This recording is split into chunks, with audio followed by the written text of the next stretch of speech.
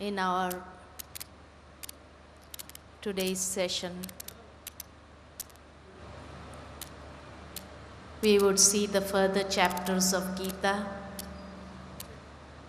the 4th and the 5th chapter of Gita. Till now, we saw that in the first chapter, how Arjuna was lamenting on the consequences of the war and was so depressed that he did not want to fight. And then in the second chapter, when he completely surrenders himself to God as a disciple, that now whatever you guide me, I would follow accordingly. With such a surrender attitude, God starts giving him the wisdom, and the first and foremost wisdom that he got was of the soul. That the soul is an eternal entity, immortal entity, indivisible, with so much of potential,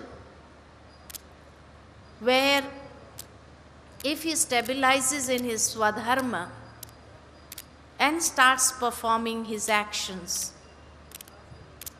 he need not worry, as he will be victorious. He will have victory upon all the evil tendencies. Further, God tells him how when he would perform his actions on the basis of his swadharma, which are the 7 core values, then every action will also be so powerful that there are no means which can destroy the fruit of the action, nor the seed of the action. And he need not worry, because the fruit is going to follow like a shadow. But how he should be, having a balanced mind and intellect, and have the yoga so that there is efficiency in whatever he does. But the only thing he has to be cautious about is the company that he keeps, so that he does not get influenced by the company and deviate from his path of swadharma. After that, the signs of a stable intellect, a person with a sthit pragya, that was described by God, how when a person is detached like a tortoise, who knows how to wind up and completely become introvert, then he becomes stable from within. And whenever there are such upheavals in life, the need for us is to be detached. The more we are able to master our senses, the more strength we start gaining from within. And this is how he sums up the second chapter, that when a person is self-cultured, self-disciplined, then he is able to progress fast in his spiritual endeavors. Chapter then, God talks about how Jnana Yoga and Karma Yoga can be performed simultaneously. When Arjuna asked this question, which is elevated, the path of knowledge or the path of action? And God describes that even in the path of knowledge, action is a must. Actions have to be performed. There is no time when we can say, yes, we can be away from action. But each and every action that is performed with a proper understanding, with proper wisdom, that is the highest path.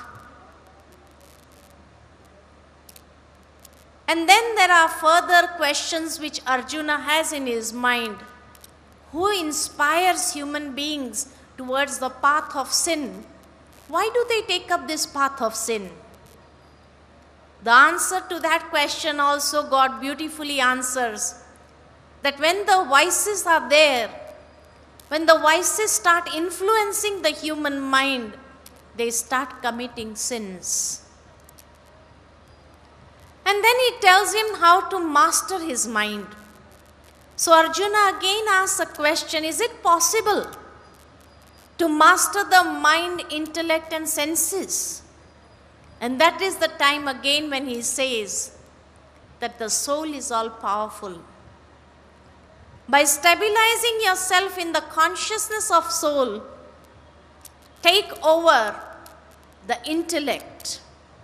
And then channelize your energy through the intellect to master the mind. And on the basis of that, you are able to master your senses as well. So beautiful method was shown how we can master the mind, intellect and senses. Now in the 4th chapter, again there are various questions that arise in the mind of Arjuna.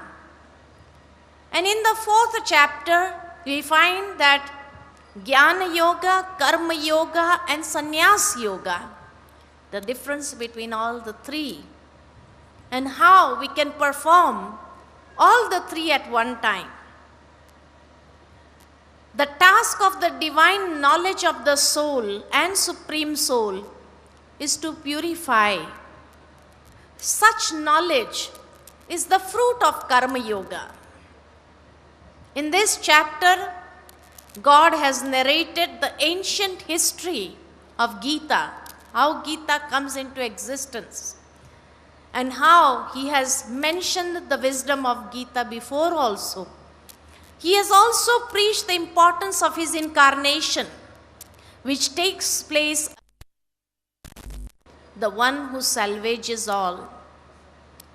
From verse 1 to 18, the topic of the influence of God, the one with all attributes and Karma Yoga, the son of knowledge, Gyan Surya, speaks about this imperishable yoga to the helpless human beings, which in Gita is mentioned as Vivashvan Vyakti.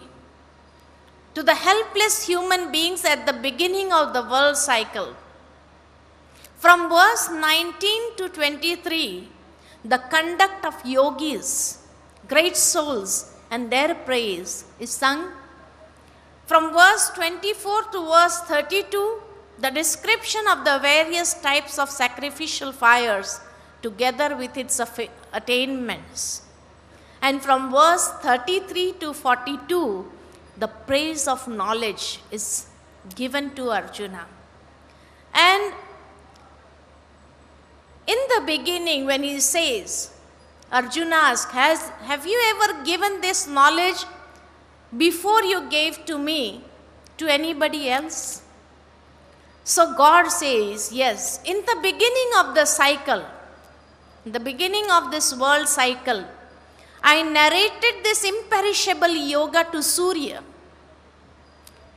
Manu received the same Gita from Surya. Manu absorbed it within his memory. Then Ikshvak received it from Manu, through whom Raj Rishis came to know about it, but then it got lost. in this most important time of Kali Yuga. So in Kali Yuga, the essence of Gita is lost. The Gita is there, but the spiritual significance is lost. This is what God himself said in the 4th chapter to Arjuna. Now, how can he give this knowledge to Surya? Surya symbolizes whom? Who is Surya? Each and every soul is a self-illuminated soul. We are all divine souls, a form of light. So he said, in the beginning, this imperishable yoga is given to the self-illuminated souls who became helpless. Because in the end of the cycle, people become helpless, characterless. And so they are living in the mercy of the crisis, without any sanskaras. So when human beings become helpless without sanskaras, the knowledge is received by the soul. The soul then passes it to the mind. Manu. Manu symbolizes the mind. Man. And from there it goes to the desires. Ikshvak means desires. Means it has to be, the desire has to be there to know and understand something very powerful. When the desires become strong, they develop into sanskaras. So gradually it is coming down within our lives. And gradually it reaches to the behavior level. But at that stage, human beings become so desperate to experience the fruits, so they cannot wait to perform, and after that they will receive the fruit. So when they become desperate, instead of following the path of Gita, what they do is they start taking the supports of occult powers. So at this stage, the occult powers come into existence. And due to the influence of occult powers, the knowledge of yoga vanishes away. It is gone forever. Nobody remembers it. So beautifully, God has explained. But by taking the names in such a way that the spiritual significance was not followed. Then he explains how the Sadguru himself comes to become the support of human beings. So when Sadguru Supreme Soul is dependent on his dear devotee souls, he becomes their charioteer. That is why Arjun's chariot is shown with 5 horses. This body is a chariot. When a person dies, and when the body is being taken, we always say, the arthi is going. Arathi. The charioteer is not there and the empty chariot is going. So this body is a chariot with 5 horses, the 5 sense organs. And the soul is Arjuna, who wants to learn, who wants to understand the knowledge. So he becomes that charioteer. That is why when God descends in that chariot and becomes the charioteer, wherever and however they are, and describes to them about the elevated, imperishable, significant yoga. Gives this knowledge of yoga. And when they become unstable, he gives them the support. Then only they are able to keep their mind under control.